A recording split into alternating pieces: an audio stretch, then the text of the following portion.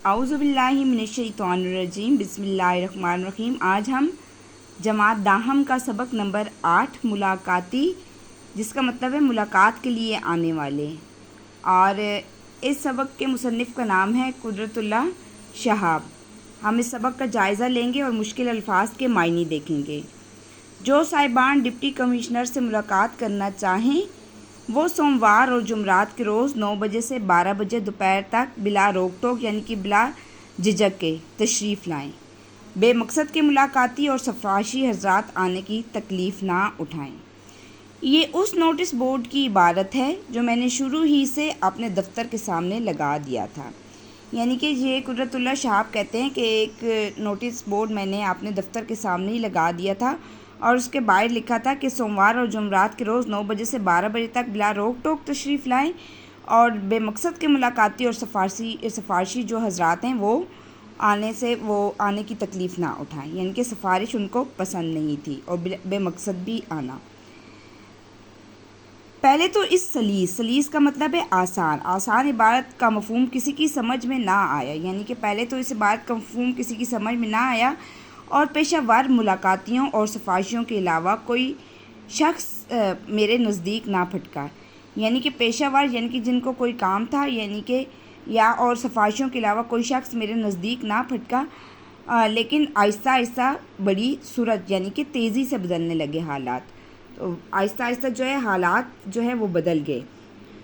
تو پیر اور جمعرات کے روز کلرک صبح 8 بجے سے دفتر کے برآمدے میں بیٹھ جاتے تھے۔ جو آتا تھا ان کے نام اسی ترتیب سے ایک فہرست میں درج ہو جاتے تھے اور ملاقاتی اس فہرست کے مطابق باری باری میرے پاس آتے تھے۔ یعنی کہ ایک مصنف نے ایک کلرک رکھا تھا جو صبح 8 بجے باہر برآمدے کے باہر بیٹھتا تھا اور جیسے جیسے کوئی آتا جاتا تھا اسی ترتیب سے ان کے نام لکھتا جاتا، اور پھر وہ مصنف شہاب قدرت اللہ شہاب سے جو ہے وہ ملتے تھے۔ اول تو شہر کے حاجت مند ضرورت مند لوگ آنا شروع ہوئے، پھر آس پاس کے قصبوں کے بھی کچھ لوگ آنے لگے، اور کچھ عرصہ بعد دور دراز کے دیہات سے ہر طبقے مطلب ہر گروہ کے لوگ آنے لگے۔ پہلے تو صرف شہر کے لوگ آتے تھے، پھر ہر قصبے کے لوگ آنے لگے تھے اور اپنے مسئلے کا مسئلہ بتانے لگے تھے تاکہ ان کو حل مل سکے۔ شروع میں ملاقاتیوں کی تعداد 15-20 کے قریب تھی۔ 2 مہینے کے اندر ان کی تعداد 100 کے لگ بھگ پہنچ گئی، اور کچھ عرصہ بعد جو ہے وقت ایسا بھی آیا کہ ملاقات کے روز مجھے 300-400 لوگوں کا ساتھ ملنا پڑتا تھا۔ ایک روز میں اتنے لوگوں کو بھگتانا بڑا صبر آزما مرحلہ تھا۔ یعنی کہ اتنے لوگوں کے مسئلے مسائل سننا بہت مشکل تھا، لیکن میں بھی ثابت قدمی حوصلے سے اپنے طریقہ کار پر یعنی کہ اپنے کام پر ڈٹا رہا۔ روز بروز ملاقاتیوں کا حلقہ وسیع ہو گیا، یعنی کہ حلقہ جو تھا لوگوں کا مجموعہ وسیع سے وسیع تر ہو گیا، یعنی کہ کشادہ ہو گیا بہت زیادہ۔ اور کچھ منچلے تھا بہادر نے کچہری کے آتے میں ملاقاتی ہوٹل کے نام سے ایک ہوٹل بھی کھول لیا تھا۔ ملاقاتی ہوٹل جہاں پر دور دراز سے آنے والے لوگ سرے شام یعنی کہ شام کے ہوتے یہاں پہنچ جاتے اور ملاقاتی ہوٹل میں بان کی چارپائی پر رات گزارتے تھے۔ صبح ملاقاتیوں کی فہرست میں دوسروں سے پہلے اپنے نام درج کروا سکے تاکہ ان کی باری بھی پہلے آ سکے۔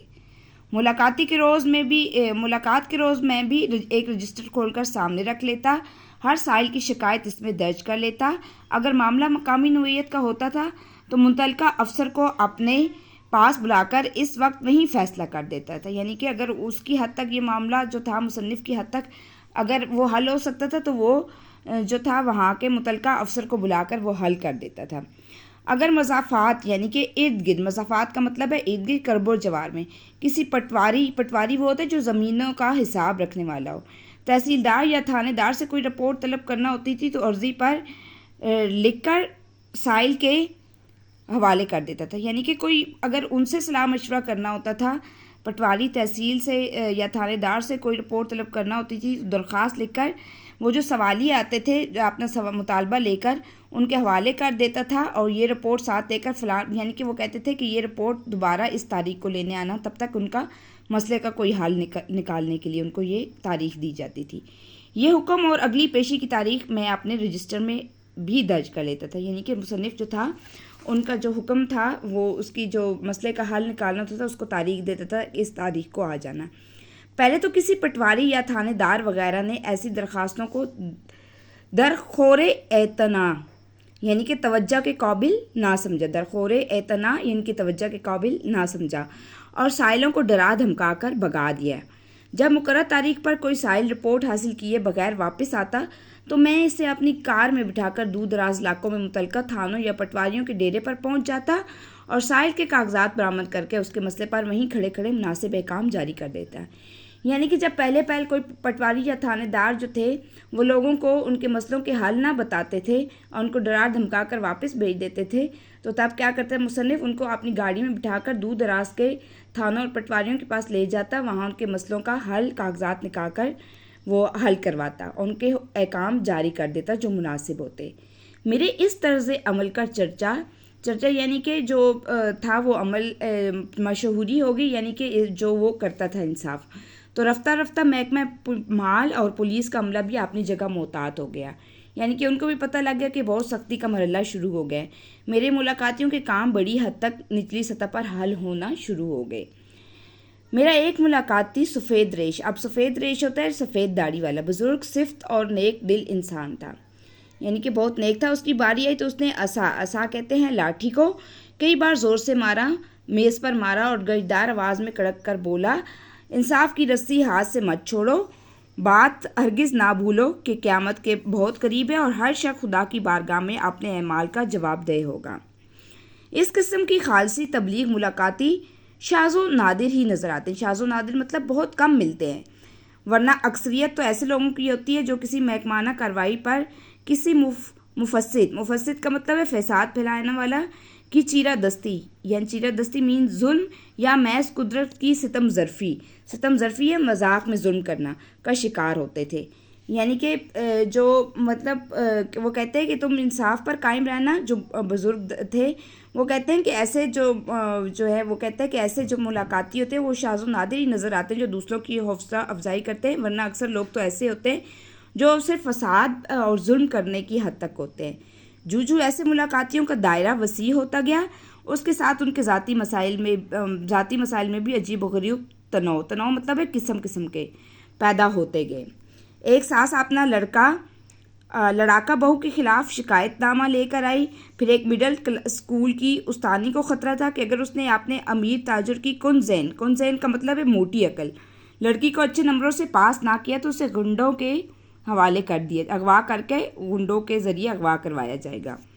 اور ایک دور افتادہ کا مطلب ہے دور دراز مقام پر کا نمبردار ملاقات کے روز آیا۔ اس نے بتایا کہ عرصہ سے ایک ملنگ نے گاؤں میں ڈیرا ڈالا ہوا ہے، اور دوپہر کے وقت موسم گرما کی شدید تمازت، یعنی کہ شدید گرمی میں بھی وہ آگ جلا کر باہر دھوپ میں بیٹھا ہے، اور پھر وہ دن بھر چلم پیتا ہے۔ چلم یعنی کہ